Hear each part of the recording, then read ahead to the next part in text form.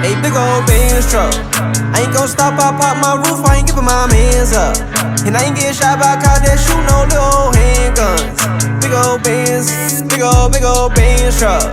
Big old Benz, a big old Benz truck. I ain't gon' stop, I pop my roof, I ain't giving my mans up. And I ain't getting shot by cops that shoot no little. Now this week's Coach D's MVPs is my very first MVP who is not in the sporting world. This story right here is incredible. It's a miracle. Words don't really fit this situation. So Louisville made national news recently when a semi-truck from Cisco Food went over the Clark Memorial Bridge that connects Louisville to Jeffersonville, Indiana. The Clark Memorial Bridge is also known as the 2nd Street Bridge. It's the one that runs directly behind the Yum Center. It's also the one that they used to shoot off all the fireworks for Thunder over Louisville, one of the biggest events in the nation. But this semi-truck completely went through the railing of the bridge. The actual truck itself, the cab, not the trailer, the cab itself, 90-degree angle, looking straight down at the water, straight down at the Ohio River. There's a female driver. Her name has yet to come out, at least at the time that I did the research. I haven't seen her name, but shout out to her, okay? So she did not die. She did not fall in the water. She was able to be rescued, and that is who is going to get this week's Coach D's MVP award. According to an article by WHAS written by Jay Skeba, hope I pronounced that right, Louisville Fire arrived 3 minutes after the wreck took place. And the hero is a guy named Bryce Carden. He is the one that rappelled down to her and was able to pull her out of the truck. Now, he had to cut the truck open, get a hold of her, and get her out. He said that when he arrived down there, this lady was obviously frantic, who wouldn't be, and she was praying as hard as a human could possibly pray. And this man, in what would have been probably to the normal person like me and you, we wouldn't have had probably the mental capacity, the strength, the presence of mind to console this lady in the moment.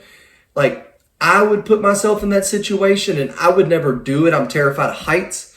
But I would think that it would just be like go mode, mission, get down, Action Jackson style, get the lady, get out, get up. He gets down there and he hears this lady praying and he's as calm as a daggone whistle. I mean, he gets in there, he starts praying with her, and afterwards he was interviewed and he credits all of his skill set to be able to rappel down and save this woman on his training.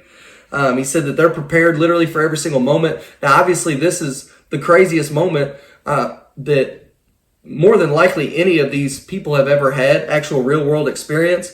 Now, they say that, they train for this. There's no way that you can train for a semi-truck dangling off of the 2nd Street Bridge, hanging on by a thread for what ended up being, I think it was 8 hours. I mean, I don't know. I wrote down somewhere how long it took. But basically, once they arrived on hand, it took about 45 minutes or so to come up with the game plan, I believe is what I read. The fire chief, Brian O'Neill, also gets a lot of credit in this. Obviously he's the fire chief, so he had a big say in just how the mission would get accomplished here. So excellent job by our fire chief, Brian O'Neill, who had his team ready to go. And it wasn't just the rappel team. It wasn't just the firemen who was on the bridge.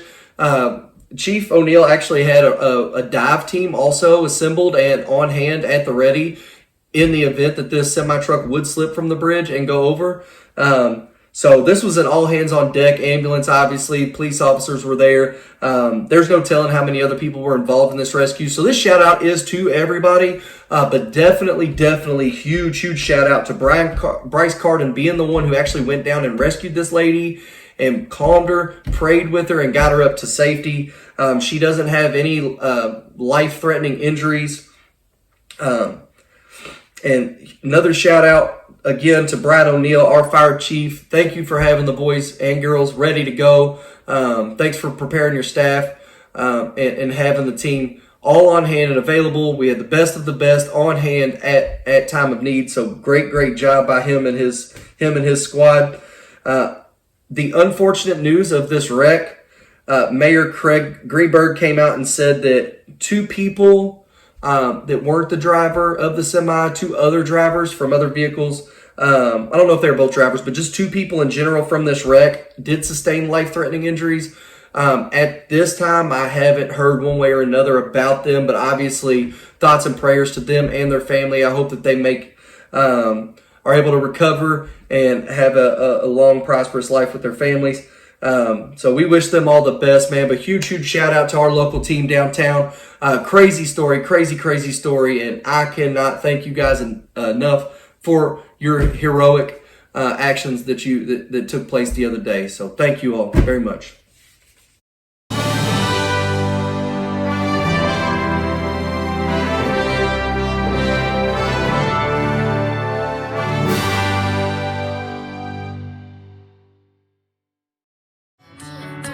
A big old Benz truck. I ain't gon' stop, I pop my roof, I ain't giving my mans up. And I ain't getting shot by a cop that shoot no little handguns. Big old Benz, big old Benz truck. Big old Benz, a big old Benz truck.